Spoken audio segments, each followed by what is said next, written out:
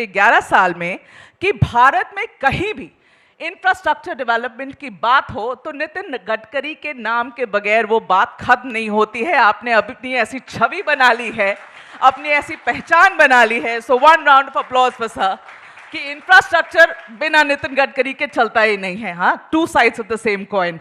तो पहले स्वागत करना चाहूंगी सर आपका एबीपी के मंच पर, और शुरुआत करूंगी आपके सबसे रीसेंट डिसीजन से। आपकी सबसे रीसेंट डिसीजन 15 अगस्त को, जब आपने फास्टैग पास को लागू किया, और आपका ये सबके लिए है, आप लोग सब सुनिएगा, वेरी इंटरेस्टिंग। फास्टैग पास आपने शुरू किया है, 3000 रुपए एक बार मैं भरूं, मैं 200 टोल क्रॉस कर सकती हूं। पहले तो ये बताइए कि इससे क्या आपको लगता है कि लोगों के जेबों में आपने पैसे वापस किए हैं? देखिए, पहली बात तो ये कि बहुत लोगों की ये तकरार थी कि हमें टोल देना पड़ता है और टोल बहुत ज़्यादा है, और इसलिए हमने ये जो पॉलिसी लाई है कि एक टोल पर जहाँ 150-200 रुपये देने पड़ते थे, अब 15 रुपये में काम होगा। यानी 2-3 हज़ार रुपये का पास लेने के बाद 200 बार वो टोल क्रॉस कर सकते हैं एक महीने में। तो इसका सबसे बड़ा फ़ायदा ये हुआ है कि जो आम आदमी, क्योंकि आजकल middle class, lower middle class सबके पास कार है छोटी, और ये बात कुंभ में ध्यान में आई कि बड़े प्रमाण पर करोड़ों लोग देश के कोने से अपनी गाड़ियां लेकर प्रयागराज आए थे। तो स्वाभाविक रूप से टूरिज़्म भी बढ़ा है। अभी बद्रीनाथ केदारनाथ के लिए परमिट राज शुरू करना पड़ा, इतने लोग आने लगे। इसका कारण ये है कि लोग अब खुद की गाड़ी में पूरी फैमिली को साथ में लेकर ये तीर्थाटन और पर्यटन के लिए निकल रहे हैं, और उन लोगों पर ये टोल का बहुत बड़ा बोझा पड़ता था। और इसलिए हमने ये जो स्कीम निकाली है, इसका सबसे बड़ा फ़ायदा ये है कि अब उनको निश्चित रूप से 15 रुपये एक टोल का पड़ेगा, 3000 रुपये हमारी कॉस्ट है। दूसरा फ़ायदा ये है कि रुकने की ज़रूरत नहीं गई। पहली बात तो ये, रुकने के कारण करोड़ रुपये का डीजल फ्यूल खर्चा होता था, लाइन लगती थी, अब कोई पूछने वाला नहीं है। तो इससे प्रदूषण कम होगा, टाइम बचेगा और पैसा भी बचेगा।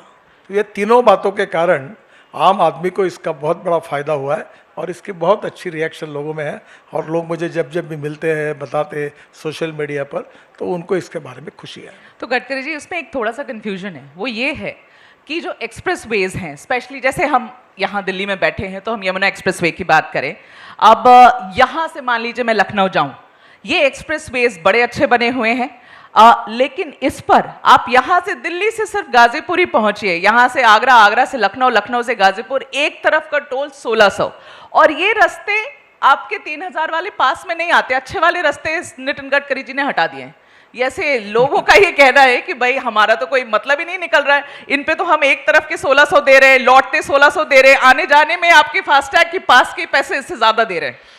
देखिए, आप जिस हाईवे की बात कर रहे हैं वो हाईवे हमारा नहीं है, पता है मुझे, वो उत्तर प्रदेश सरकार का है। अब मुझे बताइए कि आपके चैनल पर जो कुछ होगा वो दूसरे चैनल पर कैसे लागू होगा? ये चैनल की बात नहीं है, एक्सप्रेस वेज की वही बात है ना।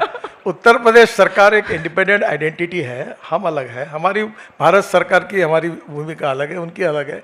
बीच में महाराष्ट्र सरकार ने तो टोल माफ करने की घोषणा कर दी थी, वो अलग है, उनके अधिकार है। और इसलिए, पर एक बात है जी कि मैंने सभी राज्य सरकारों को एक निवेदन किया है कि आप फ्री ऑफ चार्ज हम आपको इस सहूलियत को यूज़ करने के लिए देते हैं जी, और इसके कारण लोगों की तकलीफ कम होगी, पेट्रोल डीजल कम फूका जाएगा, प्रदूषण कम होगा, पैसा बैंक में जमा होगा, चोरी खत्म होगी। अब मैं आपको एक बात बताता हूँ इसकी, कि ये केवल करने के कारण, जैसे फास्ट ट्रैक आया तो हमारा 8000 करोड़ इनकम बढ़ा पर ईयर। अब ये आएगा तो फिर 8 से 10 हज़ार करोड़ इनकम बढ़ेगा, क्योंकि इसमें चोरी लगभग खत्म हो गई। क्योंकि सैटेलाइट के अपना ये जो हमारे कैमराज हैं, वो नंबर प्लेट का फ़ोटो निकालेंगे, और फास्ट ट्रैक है, दोनों भी चेकिंग सिस्टम है। अच्छा, गाड़ी का वाहन के साथ जोड़ा है, डाटा के साथ।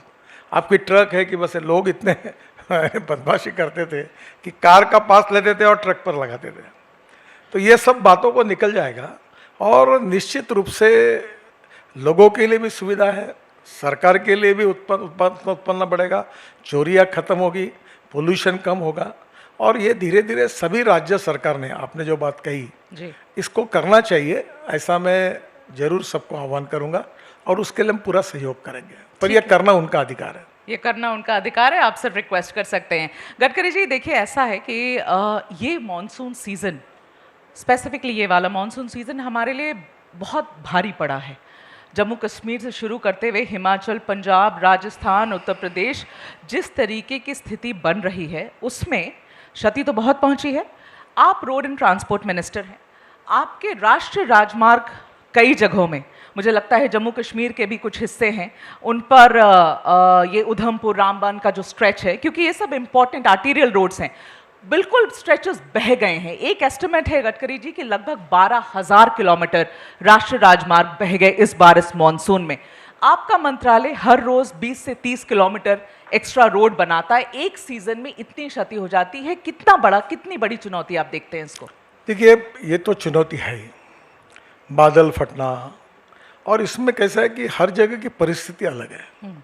जैसे आप कुल्लू से मनाली तक जाओगे तो दोनों बाजू में इस प्रकार से हिमालय है, बीच में से रिवर है, और रिवर के बाजू में दोनों बाजू में लोग बैठे हुए हैं, और नदी को बाढ़ आता है और दूसरी तरफ पहाड़ गिर जाता है। अब प्रश्न ऐसा है कि आप एकदम पूछोगे कि भाई आप एक वहाँ क्यों रोड बनाते, दूसरी जगह बनाओ। दूसरी जगह जाएंगे तो फॉरेस्ट है, फॉरेस्ट बोलते यहाँ से बनाना नहीं। अब प्रश्न ऐसा है कि इन लोगों को जोड़ने के लिए क्या करना चाहिए। दूसरा उपाय लोग सुझाते आप टनल बनाओ। अब टनल अगर बनाते जाएंगे, मैं अभी करीब 3.5-4 लाख करोड़ की टनल बना रहा हूँ, 450 किलोमीटर। अगर टनल और बढ़ेंगे तो आपका टैक्स पेयर का पैसा टनल में इतने बड़े प्रमाण खर्चा करना, वो भी अड़चन है। और तीसरी बात जो एक थोड़ा देरी से मेरे ध्यान में आई, वो इसमें हमारी एक गलती है कि जब रोड खराब होता है तो हम डाइवर्शंस बनाते हैं। तो हमारे यहाँ कहीं ना कहीं सर्कुलर में लिखा था कि डाइवर्शन टेम्पररी है, तो आप उसको, उसके स्टैंडर्ड्स वगैरह कुछ नहीं थे। और सर्विस रोड में भी लगभग स्टैंडर्ड जो मेन रोड के थे और सर्विस रोड के अलग थे। अभी हेवी ट्रैफिक जो है, जो मेन रोड पे जाता है वो सर्विस रोड पे जाता है, और जब दोनों रोड बंद होते हैं तो डाइवर्शन पे जाता है। और इसका जो कंस्ट्रक्शन के नॉर्म्स थे उसमें अब बहुत ही कड़क भूमिका हमने ली, क्योंकि ये मैक्सिमम प्रॉब्लम जो आए वो डाइवर्शन पर आए। और कभी कभी बरसात भी आती है और कीचड़ भी होता है तो रोड और तुरंत 8 दिन में खराब हो जाते हैं, तो टेम्पररी कोई परमानेंट हो नहीं सकते।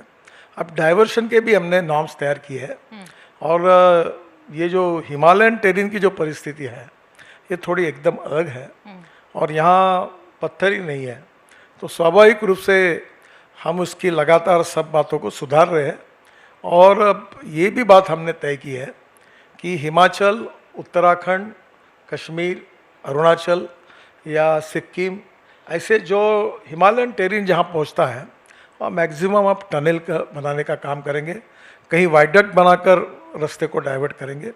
बद्रीनाथ, केदारनाथ, गंगोत्री, यमुनोत्री के लिए हमने जो 4 धाम रोड बनाया उसमें काफ़ी बड़े प्रमाण पर किया। दूसरी बात, हमने ये जो लैंडस्लाइड्स होते हैं उसको आइडेंटिफाई किया, जैसे ब्लैक स्पॉट को आइडेंटिफाई किया, वैसे वाटर लॉगिंग स्पॉट को भी आइडेंटिफाई करने के लिए कहा है मैंने, और वैसे ये जो बड़े लैंडस्लाइड्स होते हैं वो भी स्पॉट आइडेंटिफाई किए हैं। हमारी जैसी स्थिति स्विट्ज़रलैंड में है, अगर आप ज्यूरिख में जाएगी तो हर जगह पर हिमालय जैसा ही है वहाँ का पहाड़, तो उनके एक्सपर्ट को बुलाया, वर्कशॉप लिया, और अब बड़े प्रमाण पर हमने जो कुछ काम किया उसमें उत्तराखंड में जहाँ हर साल ये बादल फटता था या जो प्रॉब्लम आते थे ये लैंडस्लाइड होने के कारण, वो स्पॉट हमने इम्प्रूव किए। अब वो पूरे स्पॉट हमने आइडेंटिफाई किए, वो भी इम्प्रूव कर रहे हैं।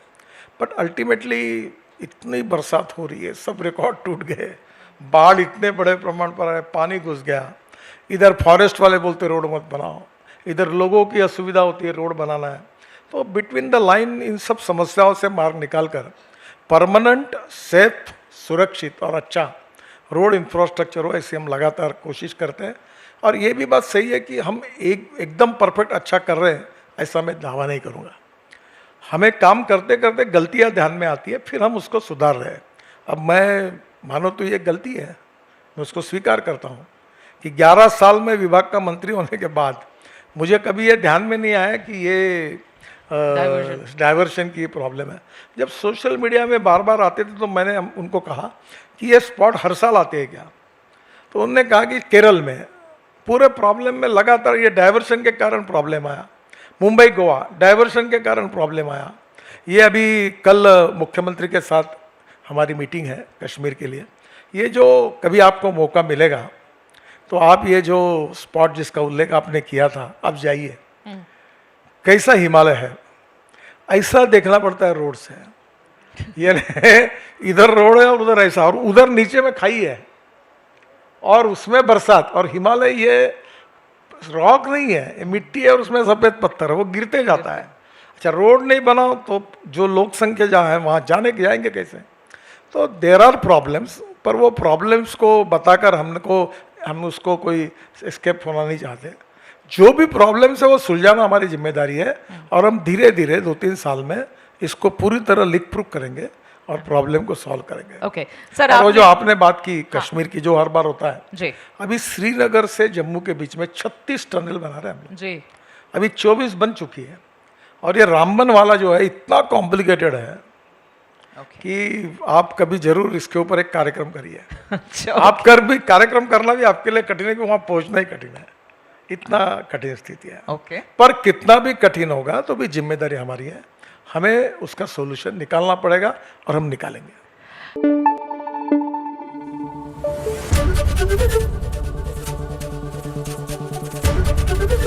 एबीपी न्यूज आपको रखे आगे।